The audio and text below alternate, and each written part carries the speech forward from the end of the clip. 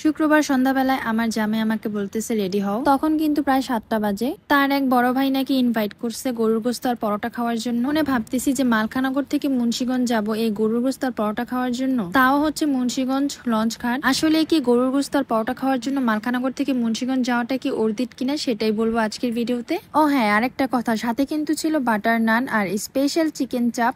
সচরাচর ইসাপুরা বা সিরাজদি খান আমরা যেই চিকেন চাপটা খাই না কেন সেটার থেকে 3 গুণের বেশি মজা ছিল এই চিকেন চাপটা। আসসালামু আলাইকুম। সকালবেলায় শাশুড়ির চিল্লাচিল্লিতে ঘুমটা ভাঙে। যাইয়া দেখি উনি হচ্ছে গরুর ঘরে, তো আমাকে বলতেছে দেখো এখানে আমি একটা ঘুঘু পাখি ধরছি। যাইয়া দেখি সত্যি সে একটা ঘুঘু পাখি ধরছে, মানে হচ্ছে খাবার খাইতে গেছিল গরুর ঘরে। শুক্রবার আমি একটু দেরি করে উঠছি, তো এর আগের দিন বলেই রাখছিলাম যে কালকে হচ্ছে শুক্রবার, সকালবেলা ডাকাডাকি করবেন না, কারণ হচ্ছে ছেলের স্কুল মসজিদ কিছুই নাই, তাই একটু লেট করে ঘুম থেকে উঠছি। আর শুক্রবার হচ্ছে একটু রিল্যাক্সে থাকে, কারণ হচ্ছে ছেলের পড়ালেখা থাকে না। যাই হোক, এইদিকে হচ্ছে দুপুর 12টার দিকে আম্মা হচ্ছে বিরিয়ানি রান্না করতেছে, তো আমাকে বললো যে একটু গুঁড়া দুধ এনে দাও। তো একটু আমি একটু গুঁড়া দুধ নিয়ে দিলাম।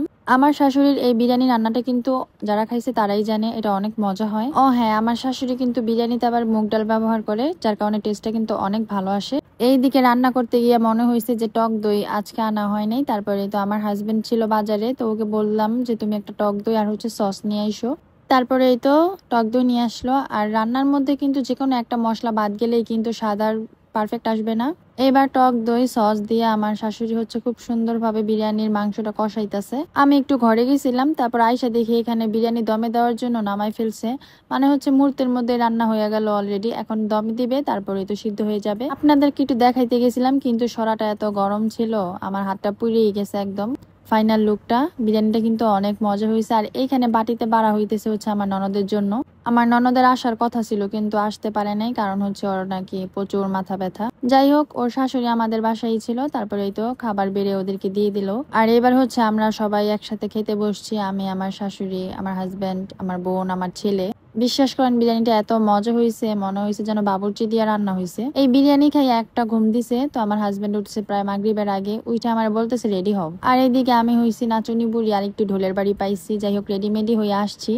তারপর রাস্তায় এসে আমাকে বলতেছে সে নাকি মুন্সিগঞ্জ যাবে গরুর গোস্ত আর পরোটা খাওয়ার জন্য।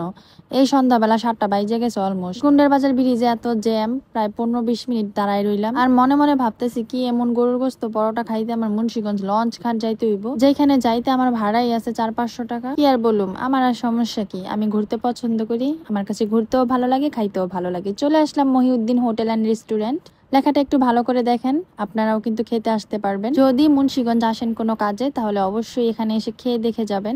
আমি সেই মালখানগর থেকে মুন্সিগঞ্জ চলে আসছি, আর আপনাদের বাড়ি যাদের মুন্সিগঞ্জ তারা তো যেতেই পারবেন। ওই তো হাত ধুইয়া বসছি, আর এইদিকে আমার হাজবেন্ড গেছে গরুর মাংস আনতে। গরুর মাংসের কালারটা কিন্তু সুন্দরই ছিল, কিন্তু একটু পর বোঝা যাবে এটার টেস্টটা কেমন। পরোটাও চলে আসলো গরুর গোস্ত দিয়ে খাওয়ার জন্য। রেস্টুরেন্টের পরিবেশ দেখে আমার মোটেও ভালো লাগে না, কিন্তু কথায় আছে না বিন্দু মরিচের ঝাল বেশি। পরিবেশটা পছন্দ না হলেও কিন্তু খাবারের মানটা আপনার পছন্দ হবে 100-100। যাই হোক, আমি তো বিসমিল্লাহ বলে আল্লাহর নাম নিয়ে খাওয়া শুরু করছিলাম, আর মনে মনে ভাবতেছি এই গরুর গোস্ত আর পরোটা খাওয়ার জন্য আমাকে এইখানে নিয়ে আসছে, না জানি কেমন। আমি একটু খাইয়া তারপর তাদের দিকে তাকাইতেছি, দেখেন তারা বাপে পুতে কিভাবে খাইতেছে। এমনিতে এতগুলা টাকা ভাড়া দিয়ে আসছি, এমনিতেই জিদ লাগতেছে। এদিকে আমার হাজবেন্ড আমাকে বলতেছে কি হয়েছে, খাও না কেন। আমি একটু ভাব নিলাম, কিন্তু খাবারটা এত মজা ছিল বিশ্বাস করেন। গরুর গোস্ত খাইতে না খাইতে আবার চলে আসলো চিকেন চাপ। চাপের মধ্যে ছিল আবার আলু ফ্রেঞ্চ ফ্রাই, মানে এটাকেও হচ্ছে চাপের মধ্যে দিয়ে দিয়েছে। আমি হচ্ছে একটু চাপটা মুখে দিলাম।